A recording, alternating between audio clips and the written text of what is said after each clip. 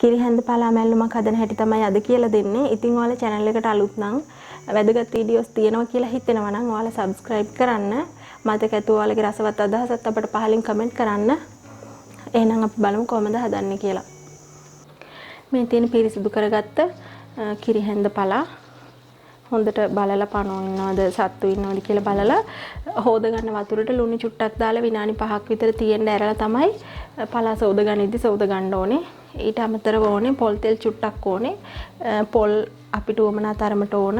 ඊට පස්සේ දෙහි කෑල්ලක්, අම මිරිස් ටිකක්, ලුණු ටිකක්, රතු ලුණු තියෙනවා නම් වඩා හොඳයි. මම අද දාන්නේ ලොකු ලුණු. ඊට පස්සේ රස අනුව ලුණු.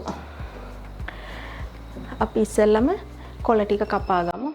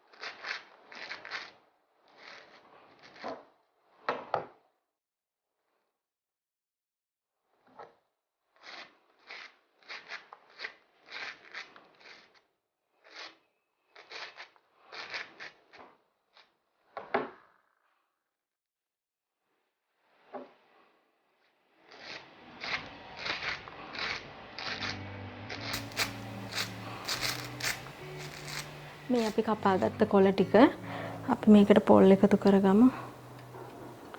පොල් ගොඩක් දාන්න හොඳ නෑ මොකද මේක කොළ ටික අඩු වෙනවා අපි ටිකක් වෙලා ලිපේ තියෙනකොට. ඊට පස්සේ අපි ලුණු දානවා. ලුණු දාද්දිත් ඒ විදිහ තමයි පරිස්සම් වෙන්න ඕනේ. කොළ ටික අනිවාර්යයෙන්ම අඩු වෙනවා. අඩු වෙනකොට අපි දාපු ලුණු ප්‍රමාණය වැඩි වෙන්න පුළුවන්. මෙන්න මෙහෙම පරිස්සමින් අනන්න ඕනේ. මිල්කෙන් අනන්න නැතුව ඇඟිලි තුඩු වලින් යන විදියට අනන්න.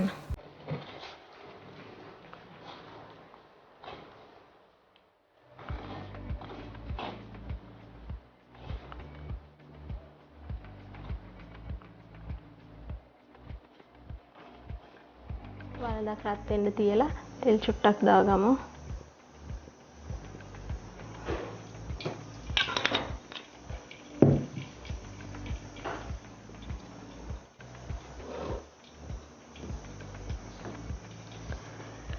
තෙල් ටික රත් වීගෙන එනකොට අපි මේ කපාගත්ත අම මිරිස් ලුණු ටික දාගමු.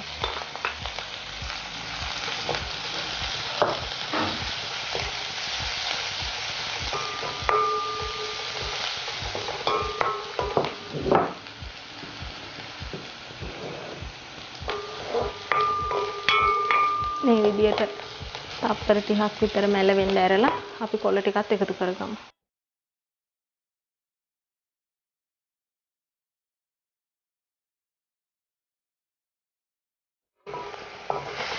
කොළ ටික දාලා හොඳට කලවම් කරගමු.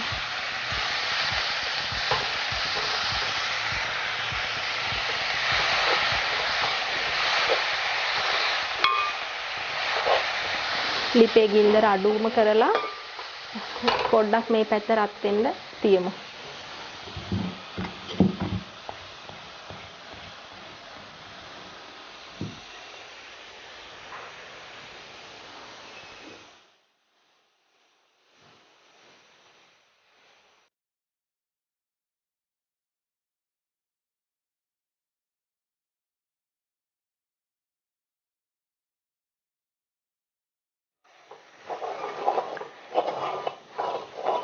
හැඳි කූරෙන් මේ විදිහට කලවම් කරමු.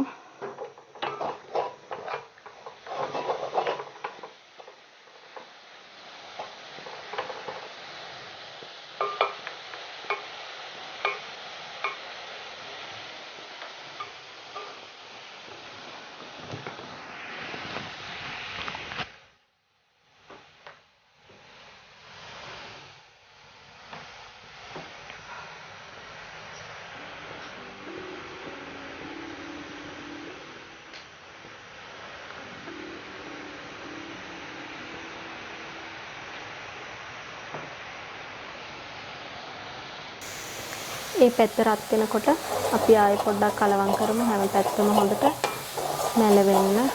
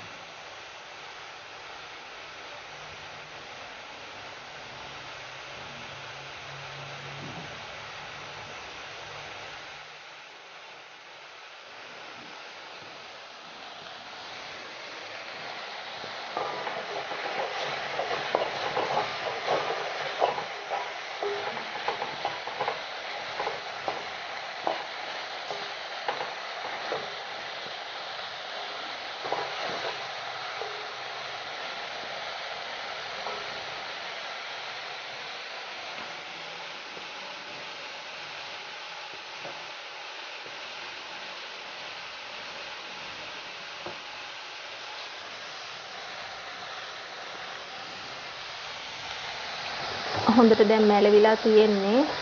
අපි ලිප ඕෆ් කරගමු.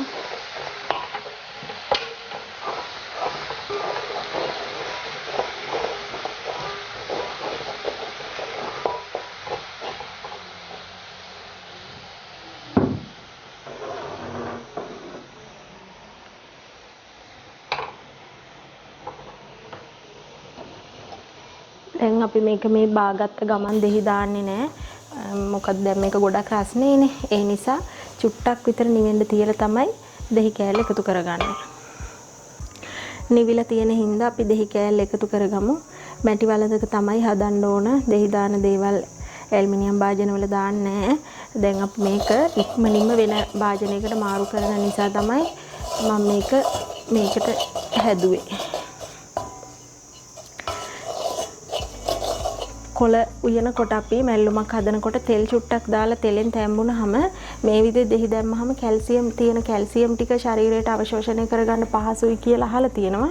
ඉතින් ඒ නිසා තමයි මං කොළ හදා ගන්නකොට තෙල් පොඩ්ඩක් දාලා මැලුණාට පස්සේ ලිපෙන් බාලා නිවුනහම දෙහි කෑල්ලක් දාගන්නේ.